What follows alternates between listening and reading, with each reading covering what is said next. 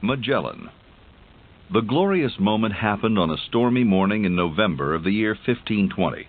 It happened, as glorious moments often do, just when the men were about to give up all hope.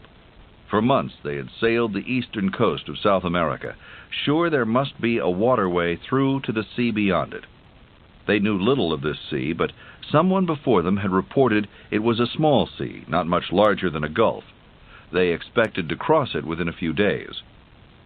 They had found their passage through the great land mass a few weeks earlier. It lay at the bottom of the continent, above Antarctica, and it hadn't been as friendly as they'd wished.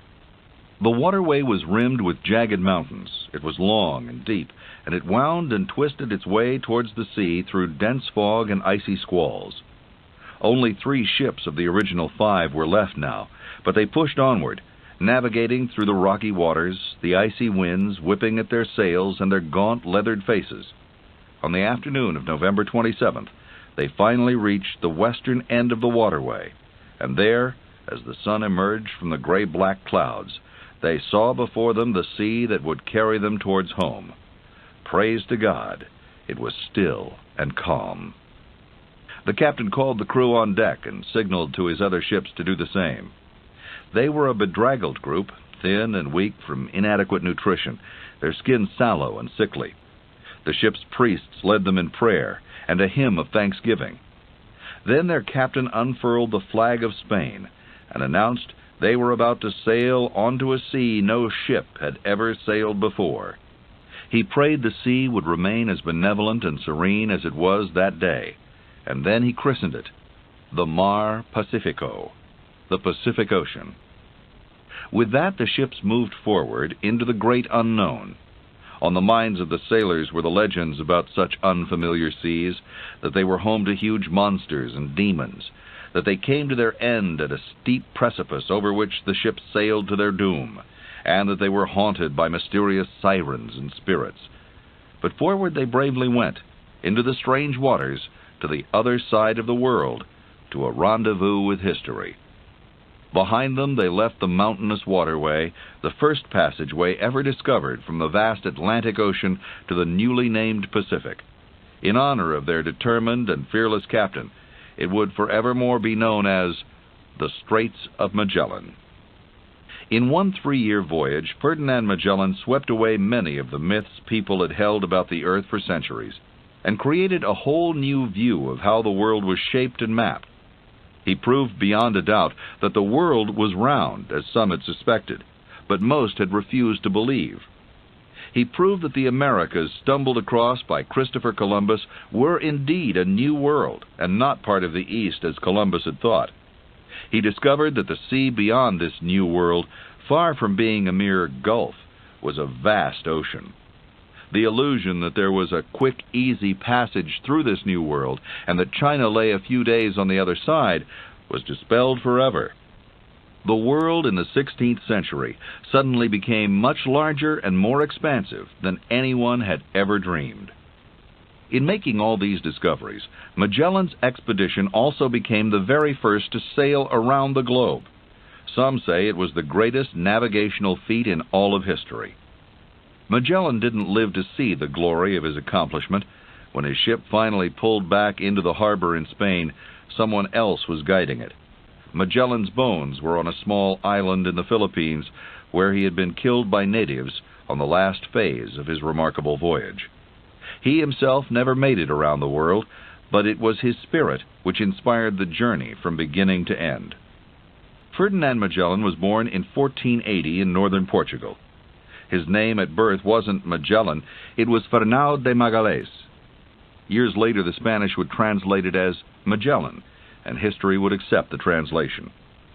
The 1400s were the time of the Italian Renaissance, and a period of extraordinary human attainment in the arts and sciences. Magellan lived at the same time as Leonardo da Vinci, Michelangelo, and Copernicus.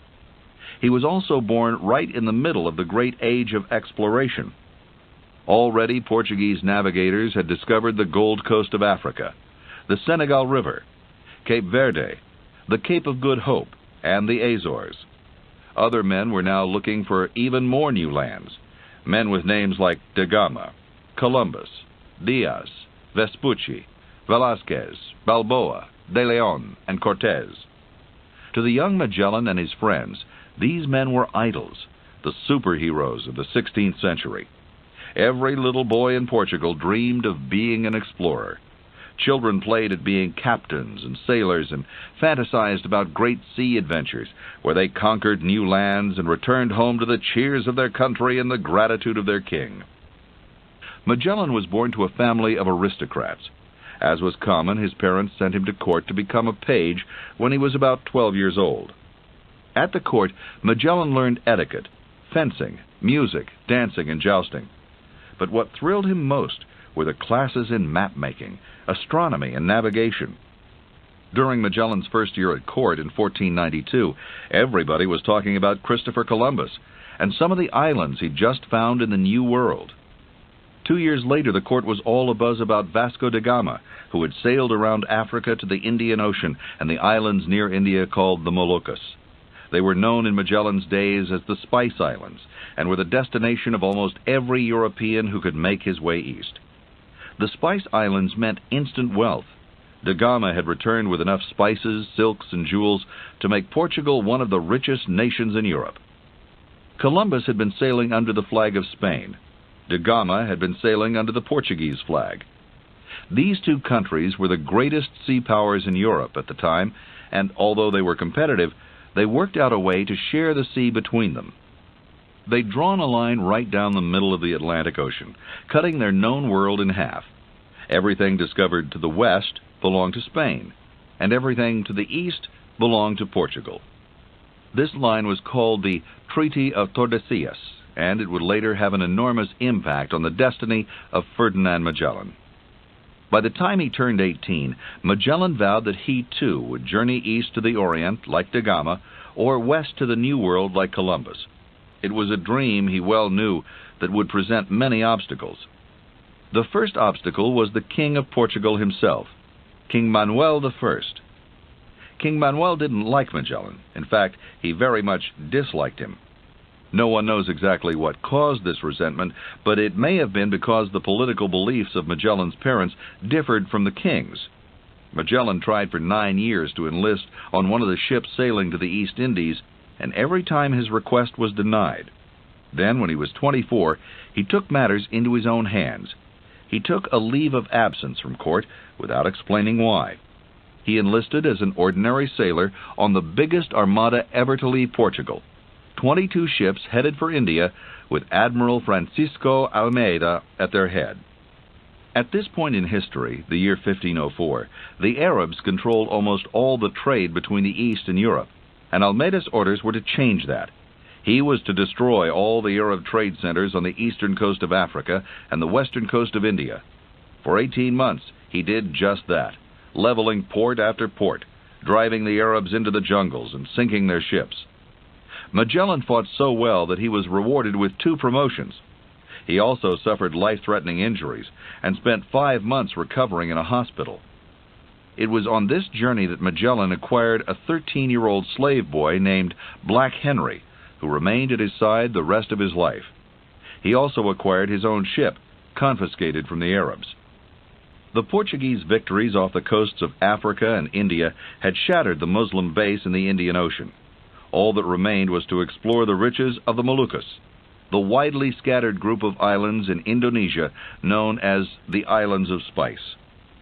After the slaughter and destruction on the African coast, Magellan took his new ship and headed eastward on a mysterious journey of which there are few records. We know he voyaged beyond the Spice Islands and came upon new lands, but we can only guess what the new lands were. Most historians believe they were the Philippines.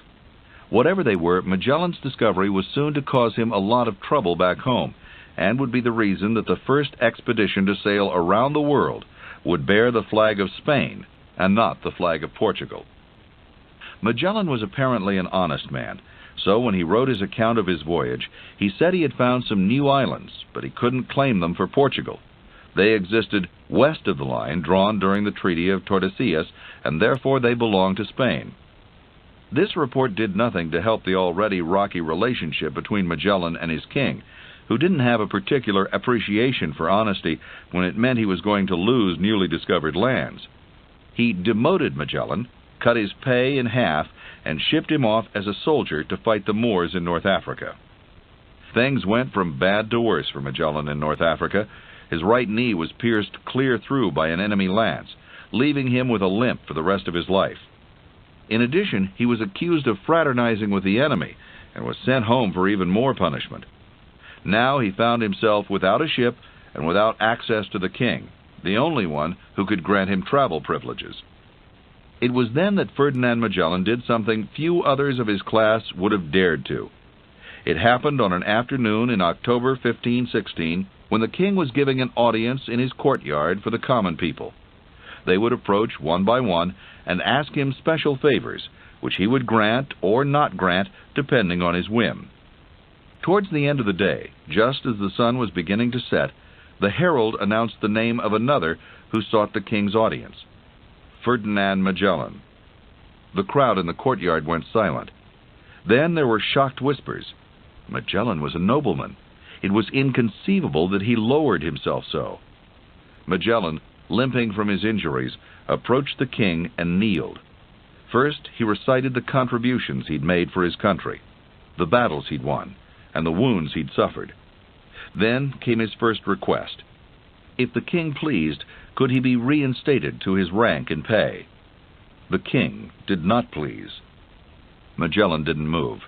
After a moment he asked another favor. If the king pleased, could he be given command of a ship to sail to the Spice Islands? The king did not please. Then came the final request. In that case, sire, may I be permitted to seek service under another lord?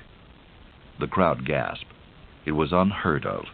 Loyalty to the King of Portugal was second only to loyalty to God. Surely Magellan would be beheaded on the spot. King Manuel rose, purple with rage. Then he yelled, "Serve whom you will. It is a matter of indifference to me." With those words, he set Magellan free. And with that freedom, Magellan began his plans that would change the course of history. A few days later, he met with a friend who was the most skilled navigator in Portugal. Together, they came up with a plan for circumnavigating the globe. Vasco de Balboa had found an ocean on the far side of the New World discovered by Christopher Columbus.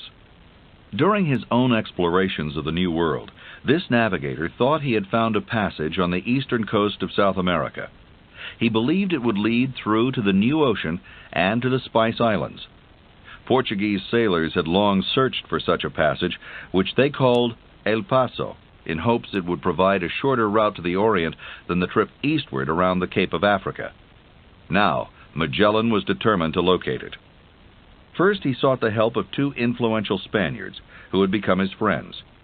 They arranged his marriage to a wealthy Spanish noblewoman named Beatriz Barbosa, and then they arranged an audience with Charles I, King of Spain.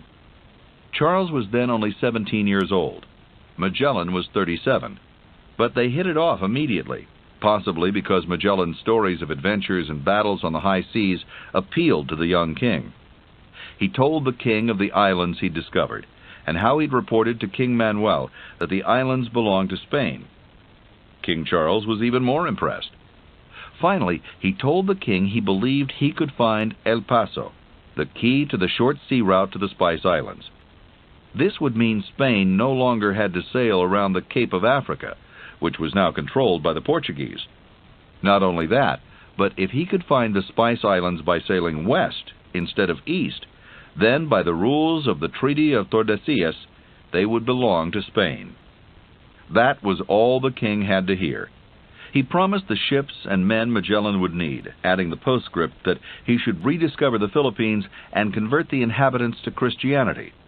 He also offered Magellan 1/5 of the profits from the voyage, plus a salary. Magellan agreed and set to work. It took over a year to gather the crew and supplies and make the 5 ships ready for sea. The ships included the San Antonio, the Victoria, the Concepcion, the Santiago, and Magellan's flagship, the Trinidad. 3 of the ships were in the command of Spanish captains. 1 was in the command of a Portuguese captain. The crew was a broader mix, mostly Spaniards, some Portuguese, and the rest from 9 different countries. There was also at least one spy on board, sent from Venice to report on any new trade routes that were discovered. Also unknown to the captain or crew, saboteurs from Portugal had crept into the ship's holds and removed 1/3 of the men's rations. Magellan said farewell to his wife and his infant son. Then, on September 20th, 1519, the fleet set sail towards an unknown passageway, an unknown sea, and an uncertain destiny. There were 270 men aboard, and they expected to be home, their cargoes loaded with riches, within a matter of months. It would instead be 3 years. The ship stopped briefly in the Canary Islands, and then made their way across the familiar Atlantic to the coast of South America. Following the directions of his navigator friend, Magellan led them to an estuary that he believed would lead to the sea beyond the New World. For days they explored the estuary, only to find it was not El Paso, but a river. It was the Rio de la Plata, along which Buenos Aires now stands. Magellan was devastated, but he would not give up hope. He decided to continue south along the coast, where he felt assured another opening would present itself. South they went, exploring many bays and rivers in search of the elusive El Paso. Finally, they reached the icy, stormy waters near Antarctica. It was dangerous to continue. They pulled into a bay in what is now southern Argentina and prepared to spend the winter on shore. The Spaniards met natives who seemed so large to them that they named them the Patagonians, meaning people of big feet. It was here, too, that Magellan began to have trouble with his crew. The food was running low, and the men were beginning to get hungry. Some of them wanted Magellan to give up his search for El Paso and head back across the Atlantic to take the traditional route to the Spice Islands around Africa. The Spanish captains were the most vocal in their complaints. From the beginning, they'd resented taking orders from a Portuguese, and they didn't share Magellan's zest for finding new water routes. It had been a bad match. Their interest was trade. Magellan's was exploration. Finally, on Easter Sunday, in the bay Magellan had named St. Julian, there was a mutiny. The leader of the rebellion was the Spanish captain Juan de Cartagena. First, he boarded and took over the ship San Antonio. By the next day, he'd taken control of 2 more, the Victoria and the Concepcion. But Magellan came up with a plan. He sent some of his men to the Victoria to pretend they wanted to join the rebellion. After they were aboard, they whipped out their concealed weapons and took over the ship. Next, Magellan took the 3 ships he now controlled and blocked the mouth of the harbor so the mutineers couldn't escape. One Spanish captain had been killed in the battle, and the other 2 had no choice but to surrender. Magellan's punishment was swift and severe. One captain was executed, and Cartagena, the leader, was marooned on a small deserted island and left there to die. Crew members who joined the mutiny were forced to perform their duties in chains for the remainder of the stay on shore. In October, when the weather had grown milder, the fleet set out again along the coast, searching for a passage through. During one of these searches, the Santiago was wrecked on a sandbar during a storm. There were now 4 ships remaining. After rounding a promontory on October 21st, they came upon the narrow, winding straits that led westward towards the new ocean. The San Antonio deserted midway and headed back towards Spain. Only 3 ships made their way up the 350 stormy miles onto the calm, blue expanse Magellan dubbed the Pacific. When Magellan saw it, he broke down and cried with joy. The first crossing through the Straits of Magellan had taken over a month. All aboard felt assured they could cross this peaceful ocean in a matter of days, but the voyage that awaited them was one of the most difficult in all of history. At first, Magellan led his ships up the coast of Chile. Then they turned and headed west, their eyes watching for the shores of Asia. Days passed, then weeks. Magellan tore up the useless charts he'd brought with him and watched as the pieces floated down to the sea. 2 months passed, and still no sight of land. The weather turned warmer, and the little food they had left began to turn rancid. They couldn't even identify some of it, so profuse were the maggots. Their water supply was covered with a scum so foul they had to cover their noses to drink it. The men ate the rats first. Then they ate sawdust. Finally, they dragged the ship's rigging in the sea to soften it, and then ate the leather. scurvy, which they knew only as the plague, took the lives of 5, then 10, then 20. By the second week of January, a third of the crew had perished. Finally, at the end of January, 3 months after they left the Straits of Magellan, they spotted a tiny atoll. For a week they luxuriated on its shore, fishing, resting, and collecting rainwater with their sails. Then they moved on. By March 4th, the food supplies were completely empty. They estimated that if they didn't find land within 48 hours, they would all be dead. But 2 days later, just when that 48 hours was about to expire, came the ecstatic cry from the deck, "Land! Praise God! Land!" The island they'd found was Guam, but they were immediately assaulted by frightened natives who rushed at them with spears and clubs. Magellan fired the ship's guns. The natives fled into the woods, and the crew stumbled onto the island, weak from thirst and starvation. They raided the native huts for food and hurried back to their ships before the natives returned. Over the next few weeks, the fleet encountered many more lush, forested islands. Then, on March 28th, a canoe from one of the islands approached the Trinidad. The natives began to speak, and Black Henry, the slave Magellan had acquired years ago on the Malay Peninsula, began to answer them. With joy and astonishment, Magellan realized they spoke the same language. He had reached the Philippines. It had taken 550 days. They had suffered starvation, disease, mutiny, cold, stormy weather, and treacherous waters, but they had done it. They had circled the globe. Joyful over his success, Magellan led his men onto the islands, never suspecting that although he had survived the perils of the sea, it was the perils of land and men that would be his downfall. For a while, the Philippines were like paradise. The sailors were welcomed by the natives, and they set up a marketplace where they exchanged iron for the gold and precious gems of the islands.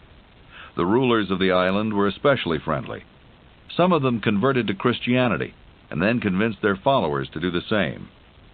In one outdoor mass on April 14th, Magellan's priests converted thousands of natives, and by the following week, almost every chief had hurried to the camp to pledge his loyalty to Spain and to take the waters of baptism. All but one chief, and his name was Silapulapa. A chief who was a rival of Silapulapa encouraged Magellan to bring the gospel to Silapulapa's island, named Mactan. The chief had seen the large cannons of the Spanish ships. He saw an opportunity to defeat a longtime foe. Magellan's officers protested. They didn't want to see Spain getting involved in local politics, and furthermore, they had not yet reached their goal. The Spice Islands were now only a short distance away. Magellan could not be swayed. He sent his men to Mactan, where they burned the villages and killed several islanders. To Magellan's frustration, Silapulapa escaped. He determined to find the chief himself. He approached the shore of Mactan with 60 volunteers in longboats, armed with cutlasses and protected by helmets. He sent Black Henry to offer the terms of surrender, obedience to Spain, and to the Christian chief who had encouraged Magellan to attack. The islanders refused, and Magellan and his men leapt into the shallow water and prepared to attack.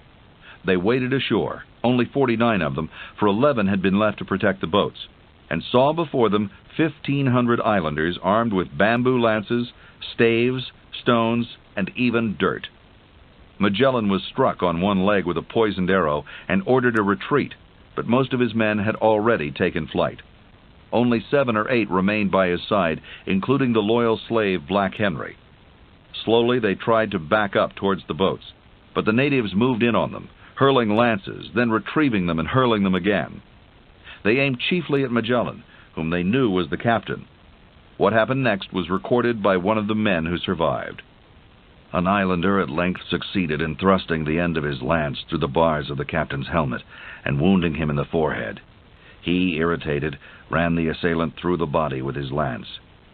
He now attempted to draw his sword, but was unable, owing to his right arm being grievously wounded. The Indians, who perceived this, pressed in crowds upon him, and one of them, having given him a violent cut with a sword on the left leg, he fell on his face. On this they immediately fell upon him. Thus perished our guide, our light, and our support. On falling and seeing himself surrounded by the enemy, He turned towards us several times, as if to know whether we had been able to save ourselves. As there was not one of us who remained with him, but was wounded, and as we were consequently in no condition either to afford him succor or revenge his death, we instantly made for our boats. To our captain, indeed, did we owe our deliverance, as the instant he fell, all the islanders rushed toward the spot where he lay. When Magellan's men returned to the other islands, they discovered they were held in contempt for having been defeated. Several more men were killed by the Filipinos before the rest could escape back to their ships. A sailor who had participated in the mutiny against Magellan took all the captain's papers and letters and put them aboard the Concepcion. Then, because the crew was no longer large enough to man 3 ships, he set it afire. The remaining 2 ships set sail for the Spice Islands under the command of Juan Sebastian del Cano, an officer who had participated in the rebellion. They arrived in November 1521 and took nutmeg, clove, and other valuable spices on board. The Trinidad tried to sail eastward across the Pacific to the Isthmus of Panama. Balboa had crossed the isthmus years earlier from the Atlantic, and this is when he'd first spied the Pacific Ocean. But bad weather and disease hit the Trinidad, and half the crew died. The survivors returned to the Spice Islands, where they were imprisoned by the Portuguese. Now only the Victoria was left to make the journey back to Spain. It set out westward across the Indian Ocean, around the southern tip of Africa, and northward toward Spain. Like the Trinidad, it ran into trouble, and many of the crew died of malnutrition and starvation. On September 8, 1522, the Victoria sailed into the docks at Seville, under the command of Captain Del Cano. It had been 3 years and 50,000 miles since the 5 ships under the command of Ferdinand Magellan had set out for a short route to the Indies. Now, only 1 had returned. Of the 277 men who had sailed forth that day in 1519, only 18 were left. Ferdinand Magellan was not among them.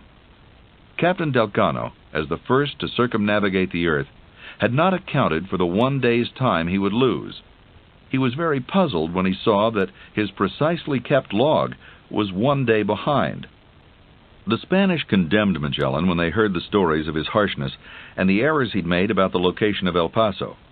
The Portuguese condemned him as a traitor. To Captain Del Cano remained the glory and the profits. The cargo on board the Victoria had more than paid for the expenses of the voyage. The king gave him a new coat of arms, with a globe and the inscription, Primus circumdediste me.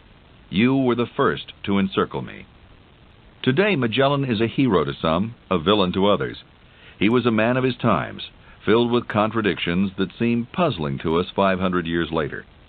He was outraged by the control his king had over him, yet he himself kept a slave. He fought loyally for Portugal and even suffered severe wounds for his country, yet he didn't hesitate to turn his allegiance to Spain when it offered him greater opportunity. He was loyal to his friends and had saved many men in battle, yet he didn't hesitate to ruthlessly murder innocent natives. He was said to be a noble leader, admired by his men. Yet when hunger and despair drove them to rebellion, he responded with brutal, unforgiving vengeance. He insisted that his crew make the journey west to the Spice Islands their only priority.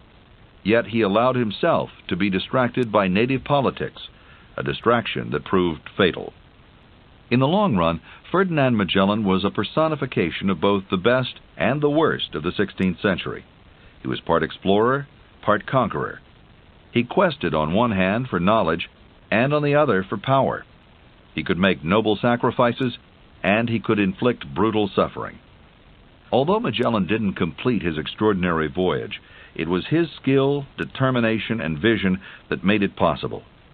He had found the waterway through the Americas. He had named the Pacific Ocean and crossed it from east to west, and he had discovered the vast, surprising size of that ocean. His expedition went on to prove without a doubt that the world is indeed round. And his discovery of the Straits of Magellan led to many future voyages which further explored the vast Pacific. In one sense, Magellan had failed in his mission. He didn't find a shorter route to the Spice Islands. He found a longer one. But that longer route accurately redefined the known world and dispelled for once and for all humanity's misconceptions about the planet on which we live. This is the end of the session.